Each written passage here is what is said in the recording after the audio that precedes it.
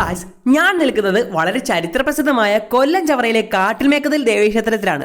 അപ്പം ഇവിടെ ഇപ്പൊ വൃശ്ചിക മഹോത്സവമുണ്ട്, പതിവിലും നല്ല തിരക്കുണ്ട് കേട്ടോ. ഞങ്ങൾ വന്നത് വള്ളത്തിലാണ്. എന്തായാലും ക്യൂ നിൽക്കണം. ക്യൂ നിന്നപ്പോഴേ ഞാൻ പറഞ്ഞാളിയാ നമ്മുടെ അടുത്ത് എത്തുമ്പോൾ എന്തായാലും ഇത്ര പേര് മതിയെന്ന് പറഞ്ഞ് നിർത്തുന്നു. അതുപോലെ സംഭവിച്ചു. ഇനി ഒരാളോടെ മതിയെന്ന് നമുക്ക് കയറാൻ പറ്റത്തില്ല, കാരണം ഞങ്ങൾ രണ്ടുപേരോടെ പോയത്. അങ്ങനെ എന്തായാലും ആ വള്ളം അങ്ങ് പോയി. പിന്നെ കാത്തു നിന്നപ്പോഴേ അടുത്ത വള്ളം വന്നു. എന്തായാലും വള്ളത്തിൽ കയറി.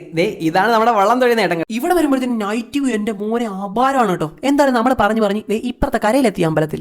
അകത്തേക്ക് വന്നിട്ട് ഞങ്ങൾ മെയിൻ വഴിയിലൂടെ ഇങ്ങനെ വ്യൂ ഒക്കെ കണ്ടങ്ങ് നടന്ന് നല്ല മസാല ദോശയും പിന്നെ കടലയൊക്കെ ഇട്ടൊരു സാധനവും ചോളവും പൊട്ടറ്റോ സ്റ്റിക്കും പിന്നെ വീണ്ടും കുറെ വെജിറ്റബിൾസ് ഒക്കെ കട്ട് ചെയ്തിട്ട് സാധനമൊക്കെ കണ്ട് എന്നിട്ട് അവിടെ നേർച്ചയുടെ ഭാഗമായിട്ടുള്ള കുടിലുകളൊക്കെ കാണാൻ പോയി. അങ്ങനെ അതൊക്കെ കണ്ടിട്ട് നേരെ അമ്പലത്തിലേക്ക് ഞങ്ങൾ അങ്ങനെ അമ്പലത്തിന്റെ മുമ്പിലെത്തി.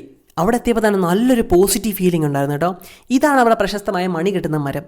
അതായത് ഇവിടെ വന്ന് മണി കെട്ടി കഴിഞ്ഞാൽ ഏതൊരാഗ്രഹവും സാധിക്കും എന്നുള്ളതാണ് ഐതിഹ്യം. എന്തായാലും ഞാൻ നല്ല രീതിയിൽ തന്നെ പ്രാർത്ഥിച്ചിട്ടുണ്ട്, കാരണം അവരൊക്കെയുള്ള നമുക്കുള്ള ബലം. പിന്നെ ഒരാളെ കാണിക്കാൻ പറഞ്ഞത് ഇതാണ് എൻ്റെ കൂടെ വന്നത് എൻ്റെ ഒറ്റ സുഹൃത്ത്. അവിടെ നിന്ന് നേരെ ഞങ്ങൾ അവിടുത്തെ കടപ്പുറത്തേക്ക് പോയി കേട്ടോ.